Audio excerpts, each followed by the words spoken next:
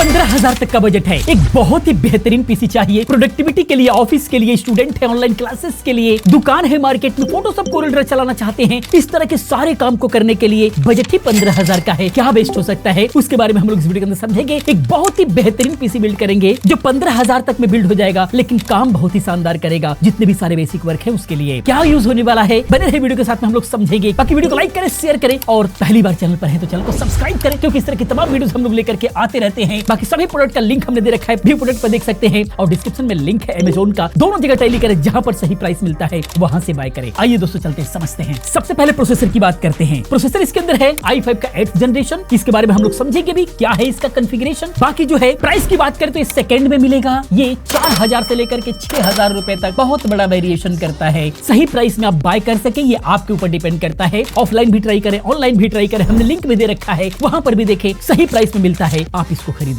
बाकी रैम की बात करें तो इसके अंदर हम लोग लगाने वाले हैं 8GB का कोर्सर वेगेंस का 8GB DDR4 ही रैम लगनी है। बहुत अच्छी रैम है, हीटसिंक के साथ में है, जरूरी नहीं है, लेकिन फिर भी आप 8GB का कोई सा भी लगा सकते हैं, लेकिन हमारे पास ये थी, हमने ये लगाया। इसके प्राइस की बात करें तो ये 2000 से 2500 रुपए के बीच में वेरी कर रहा है। पहले 2000 के अंदर आता था, अभी महंगा हो रखा है थोड़ा सा, कोई दिक्कत नहीं है, बहुत अच्छे चलते हैं। बाकी SSD की बात करें तो इसके अंदर EVM की SSD हम लोग 256GB लगा रहे हैं, टेस्टिंग हमें करना है। प्राइस की बात करें तो 1500 से 1800 में मिलता है। बाकी अगर आपको पीसी बिल्ड करना है तो 500GB 512GB आप लगाएं, जो कि 3000 से 3500 रुपए में मिलता है। बहुत अच्छा परफॉर्मेंस निकाल करके देगा, क्योंकि डायरेक्टली मदरबोर्ड पे लगने वाला है। मदरबोर्ड फ्रंट की तरफ से आने वाला H110 पे हम लोग लगा रहे हैं, काफी दिनों से टेस्टिंग में ले रखे हैं, बहुत अच्छा परफॉर्मेंस निकाल करके देता है।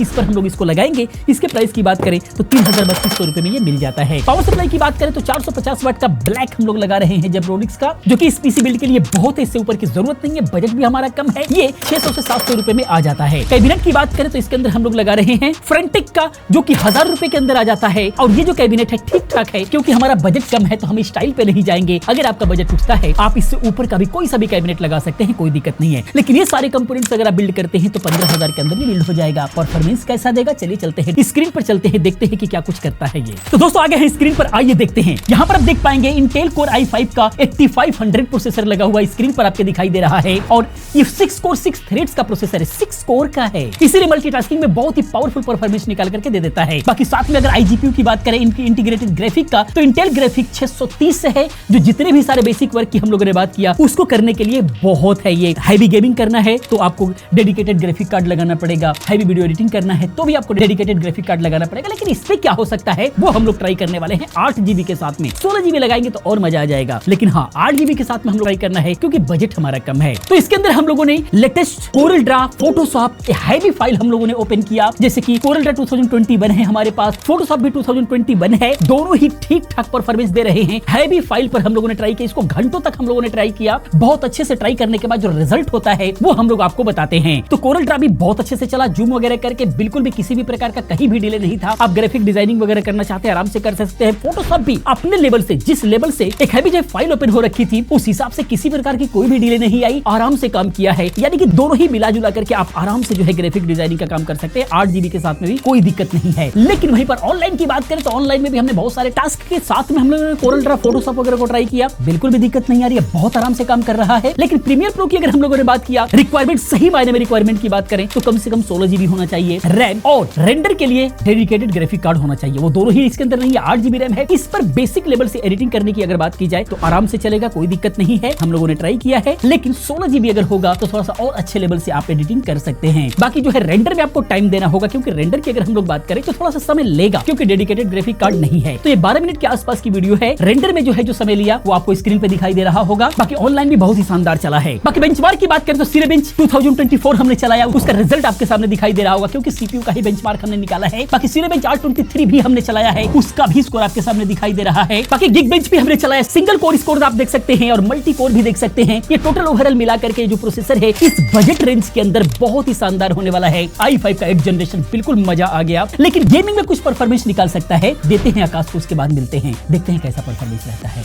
तो सिर्फ और सिर्फ iGPU वाली बातचीत हो चुकी है इस बार में, और देखते हैं हमारे iGPU में कितना दम है, मतलब i5 के 8th जनरेशन के iGPU में कितना दम है कि वो हमारे AAA टाइटल्स वाली गेम झेल पाता है नहीं झेल पाता। वो तो टेस्ट करने के बाद ही पता चलेगा। मतलब मैंने पहले से टेस्टिंग करके रख रखी है, आप लोग देखो। बस GTA 5 इनहैंस हमने सबसे पहले चालू करी थी। GTA 5 इनहैंस की अगर बातचीत करें तो भाई दम घुट रहा है हमारे प्रोसेसर का, पूरा पूरा एकदम ऐसे हो चुकी है यार उसकी। सीधा वो कह रहा है भैया नहीं हो पाएगा यार, रहने दो, बंद करो मालिक। और फिर भी हमने मैंने बंद तो नहीं किया। अगर iGPU के यूसेज की बातचीत की जाए तो 100% यूसेज में है, जैसे कि आप लोग यहाँ पे देख सकते हो। और CPU यूसेज की बातचीत करें तो 55 to 65 के आसपास यूज हो रखा है। और CPU टेम्परेचर की बातचीत करें तो 35 to 40 डिग्री सेल्सियस, जो कि बिल्कुल ही ठंडा पड़ा है, दिक्कत की बात ही नहीं है। और अगर रैम यूसेज की बात करें तो 7.5 GB के प्लस यूज रखा है और हमने 8 GB ही रैम लगा रखा है। और अगर हम 8 GB से 16 GB पर स्विच करते तब शायद हमारा जो लैग था वो और कम हो सकता था, मतलब जो हमारे FPS है वो थोड़े से और बूस्ट हो सकते थे। और FPS की बातचीत करें ना तो मतलब देखो यार, कुछ नहीं कहूंगा, आप लोगों को दिखाई दे ही रहा होगा यार, मतलब 5 से 10 के बीच में FPS, मतलब 8 बार ज्यादा ही टिके रह रहे हैं यार, कुछ कह नहीं सकते यार। मत खेलो यार तुम इस गेम को। चलते हैं नेक्स्ट गेम पर। नेक्स्ट गेम हमारी हॉगवर्ट्स लेगेसी।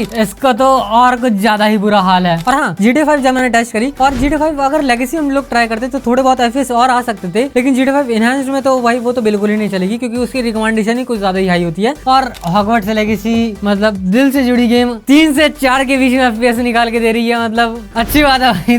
जीबी मेहनत तो कर रहा है, कोई दिक्कत की बात नहीं। और अगर iGPU यूसेज की बातचीत की जाए तो 100% यूज रखा है भाई, कोई भी दिक्कत नहीं है मतलब iGPU यूसेज में। और अगर CPU टेम्परेचर की बातचीत की जाए तो CPU टेम्परेचर भी हमारा 40 डिग्री सेल्सियस के आसपास ही है, मतलब ये भी बिल्कुल ही ठंडा पड़ा है, कोई भी दिक्कत की बात नहीं है। और CPU यूसेज हमारा इसमें भी हमारा एकदम 40 के आसपास यूज हो रखा है, क्योंकि इस गेम में हमारा सिर्फ और सिर्फ GPU का यूसेज होता है। अब GPU है नहीं तो iGPU यूज करेगा, बाकी कोई दिक्कत की बात नहीं है। और अगर रैम यूसेज की बातचीत करें तो इसमें 7 GB प्लस यूज रखा है। और हाँ, अगर सेटिंग्स की बातचीत करें तो हमने GTA 5 में भी लो ही टेस्ट करी थी, और हॉगवर्ट्स लेगेसी भी हम लो पर ही टेस्ट करने वाले हैं। जैसे कि आप लोगों ने देखा भाई 3 से 4 के बीच में फिर बहुत ज्यादा घटिया है, मत खेलो यार इस गेम को। चलते हैं नेक्स्ट गेम पर। नेक्स्ट गेम हमारी होने वाली है काउंटर स्ट्राइक 2। और काउंटर स्ट्राइक 2 की बातचीत करें तो इसको भी हमने लो सेटिंग्स पर ही सेट कर रखा है, और इसमें थोड़े बहुत FPS बूस्ट है, मतलब 15 से 20 के बीच में, मतलब फाड़ के रख देगी, दिक्कत की बात नहीं गाइस। तो अगर काउंटर स्ट्राइक में GPU यूसेज की बातचीत की जाए तो उसमें GPU यूसेज जो है ना वो हमारा 100% यूज रखा है, जैसे कि आप लोग स्क्रीन पर देख भी सकते हो। और CPU यूसेज भी हमारा 100% है, मतलब देख रहे हो, दोनों को बैलेंस करके चला है, तब जाके हमारे इतने FPS निकल के आ रहा है भाई साहब। मतलब मारने की तो पूरी कोशिश करिए, लेकिन बार बार मैं खुद ही मर रहा हूँ यार, कुछ कह नहीं सकते। और अगर CPU टेम्परेचर की बातचीत की है तो इसमें वेरिएशन चला था थोड़ा बहुत,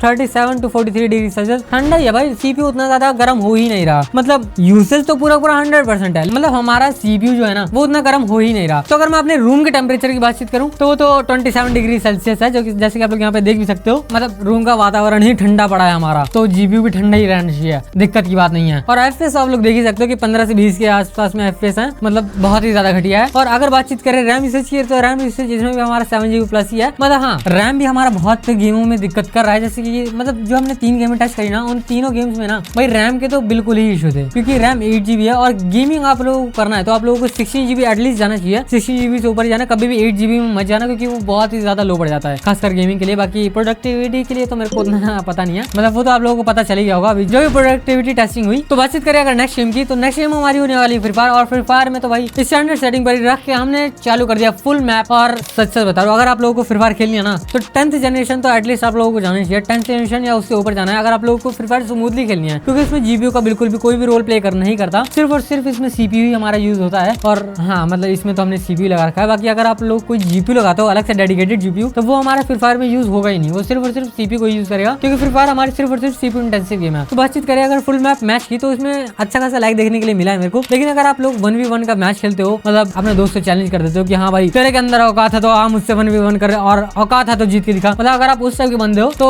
हाँ वहाँ पर ये वाला थोड़ा सा वेल परफॉर्म कर जाएगा। लेकिन फुल मैप मैच के लिए बिल्कुल भी रेडी नहीं है, आप लोगों को इससे ऊपर जाना पड़ेगा। तो ये थी अभी तक की हमारी गेम टेस्टिंग। और अगर आप लोगों को कोई भी डाउट है तो आप लोग कमेंट करके जरूर पूछना, बाकी कमेंट सेक्शन में तो आप लोगों को रिप्लाई मिलता ही है। बाकी इस गेम टेस्ट को यहाँ पर एंड करते हैं, मिलता है नेक्स्ट वीडियो में, तब तक के लिए बाय बाय। तो दोस्तों ये था i5 8th जनरेशन के साथ, यानी कि अंडर 50,000 15,000 के अंदर होने वाला। अगर कंक्लूजन की बात करें तो गेमिंग में चूंकि डेडिकेटेड GPU चाहिए, बिना डेडिकेटेड GPU के जो गेम्स ओपन हुई हैं उतना ही बहुत है, उससे ज्यादा उम्मीद नहीं कर सकते। बाकी प्रोडक्टिविटी के अंदर अगर हम लोग बात करें वीडियो एडिटिंग की, तो एक ग्राफिक कार्ड लगा लेंगे, 16 GB रैम लगा लेंगे तो बिल्कुल भी मजा आ जाएगा। बाकी जितने भी है प्रोडक्टिविटी बहुत ही शानदार चलने वाला है। वीडियो एडिटिंग और गेमिंग छोड़ देते हैं तो सारे काम के लिए कुछ भी अपग्रेड करने की जरूरत नहीं है, बिल्कुल मस्त चलेगा। आपको कैसा लगा प्लीज आप कमेंट में जरूर बताएं। मिलते हैं अगले वीडियो में किसी और अच्छी इंफॉर्मेटिव वीडियो के साथ में। पूरी वीडियो देखने के लिए चैनल को सब्सक्राइब करने के लिए आप सभी का बहुत बहुत धन्यवाद।